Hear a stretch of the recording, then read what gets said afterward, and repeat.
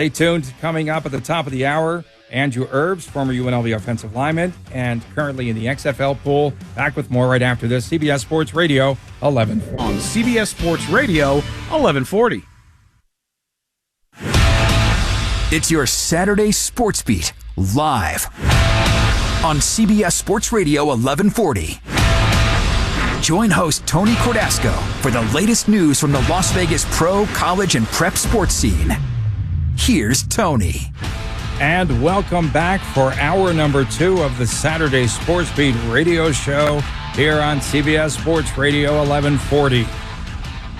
The XFL, a new iteration of the former league, will be kicking off in 2020. And the XFL draft is coming up. Former UNLV offensive lineman Andrew Erbes is in the XFL draft pool, and he joins us live right now. Good morning, Andrew. How you doing? Thanks for being with us. Thank you for having me. Good. How are you?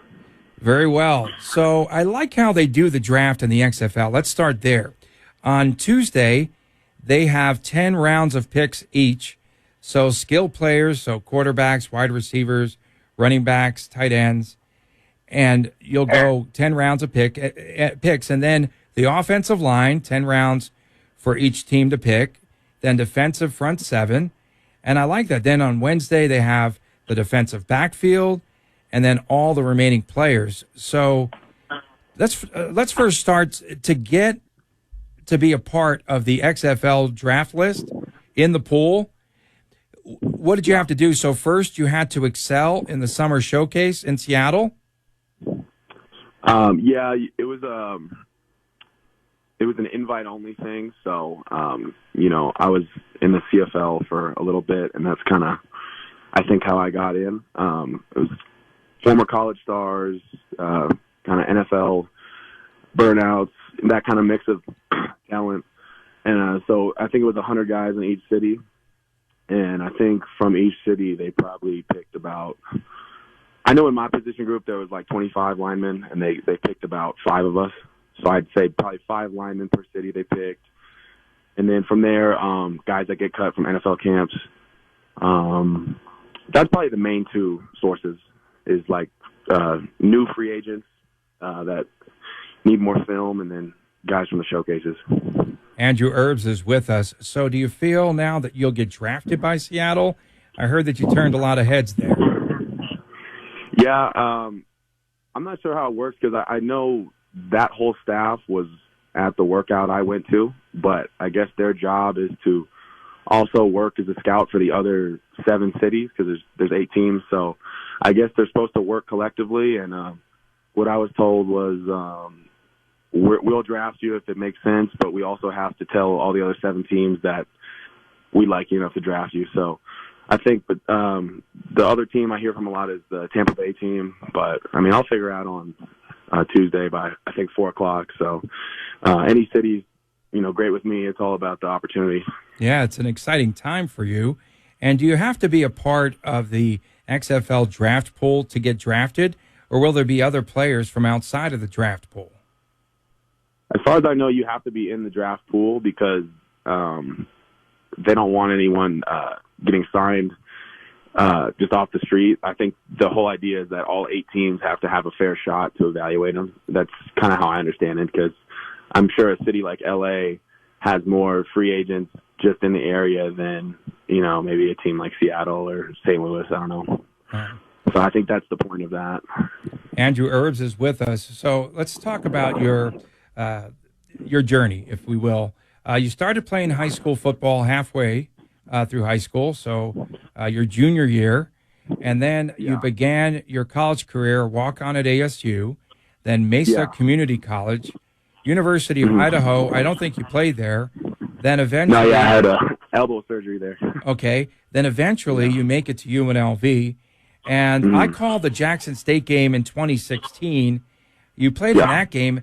But did you get much more playing time? Do you personally feel that you didn't play much at UNLV, and that really motivated you, fulfilled you, to drive you to where now you're going to be drafted by the XFL?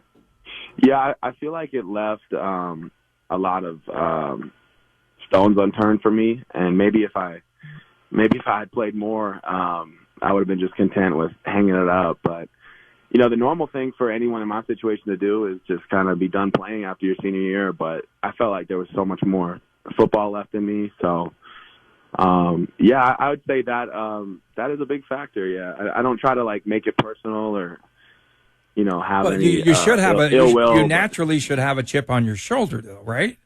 Yeah, no, 100%. I mean, it was a strange deal, man. I was there for 2 years, and that Jackson State game, ironically, is the only game I lettered in. I didn't even, I was second string and on scholarship and traveled, but never contributed, never got the chance to my whole senior year, which has obviously in the pro world has set me back a little bit, and now I'm finally catching up to where I feel like I'm in stride with other guys that were in my class that maybe went to NFL camps and are now free agents and are now in this XFL draft also. Yeah, really exciting. It's a great time for you. So you leave UNLV, you go on to arena football. Yeah, I did arena football before my pro day. Actually, that was my film for pro day. I played just 3 games. I ended up getting a really good agent. He worked hard for me. He was kind of a friend of a friend, so I don't think he would typically represent a guy like me, but I think he had kind of known about me through other friends and my junior college days because, I think that's the one time I made a name for myself. And, I trained for pro day at phase 1 with Mike Waters in Las Vegas. And then in the middle of that, my agent, Brian, was like, hey, let's get some game tape. Go play arena. Go play 3 games. So I do like half my pro day prep, go play 3 weeks in arena ball, and then come back for like another week, and then I do my pro day. And it was wild, man. I've never met anyone else that has jumped through so many hoops. But it's all part of an interesting story, I think. Yeah, and it could turn out to be a success story. Hopefully at the end. Yeah, I mean, I'm not. I'm definitely not there yet. I feel like I'm catching up to where I need to be, but I'm not. Definitely not satisfied yet, for sure. Playing in Canada was yeah. Great, you played in the CFL for Montreal, the Alouettes, right? Yeah. So the arena film I did was enough to get some looks, and I went to like a mini camp with a different CFL team.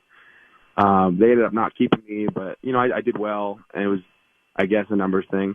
And then, I was just patient, and Montreal signed me to the practice squad like week 14 or 15, and that was kind of my make or break shot there. Like, it was pretty clear, like, if you suck, you'll go home like in 3 days, and they kept me. And then, like, the last week of the season, they send all the practice squad players home, and you kind of check out with the GM, and you either get an extension for next year, or they'll just say, maybe we'll bring you back. But they gave me a 2-year contract. So then I had, a 6-month off season, like everybody else does. There's no mini camps or anything in the CFL for vets, I guess, at that point, which I guess I was. So then I came back and was starting at center, and then to explain the numbers and the ratio rules in the CFL would take a whole show, but basically you can have 20 Americans on the roster, I think, and then 7 Canadians have to start, and those spots are typically the positions I play, center and guard. And we had the numbers at the time to play an American center, and then some injuries happened at other positions, and those needs changed, and I was ultimately sent home right before the end of camp. And that's actually right when the XFL showcase happened. Andrew Erbes is with us now. Some of your former teammates at UNLV, do you still stay in touch?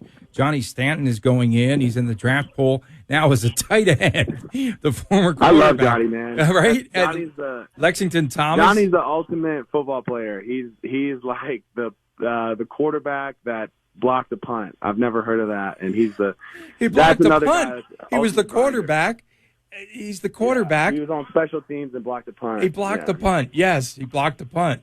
I've never seen anything crazier. Lexington Thomas, Talu Talele, they're on the draft board. You still keep in touch with all the guys, all the fellas. Yeah, I think anyone still playing pro pretty much. Like Robert Jackson's on the Browns. Yeah, how about that? That's a good one.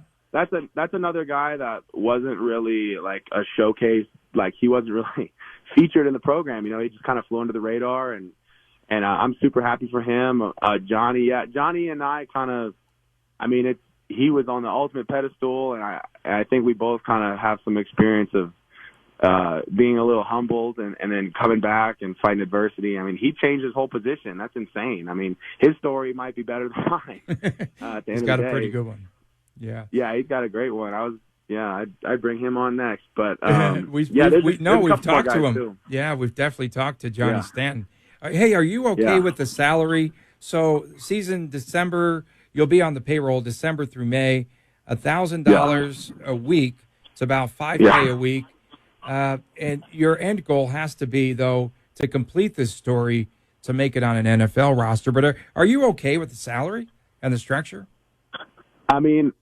It is. The initial projection was like 80,000 minimum, so it was a little bit of a like, oh man. But compared to the CFL, especially after you convert your money back and after you pay taxes, you're still making more than the CFL.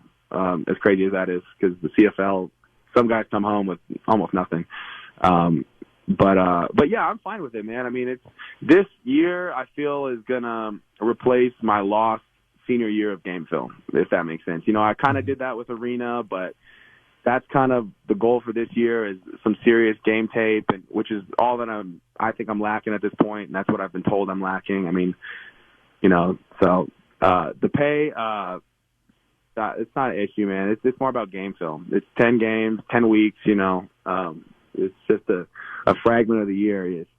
If that's not enough to make you play football, then you're probably in it for the wrong reason. If you're trying to make a living in the XFL as a lineman, I don't know. I don't know what to tell you. This is about getting to the next level. Yeah, exposure. You have a master's degree.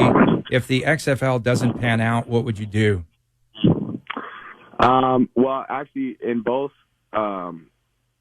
last off season and then just right after I got released, while I've been training, I teach at a college prep actually in Phoenix. I can't take a full-time teaching job because of obvious training schedule, but I was a full-time sub for a pregnant chemistry teacher for like 3 or 4 months, and I just recently asked to leave to focus on training more actually.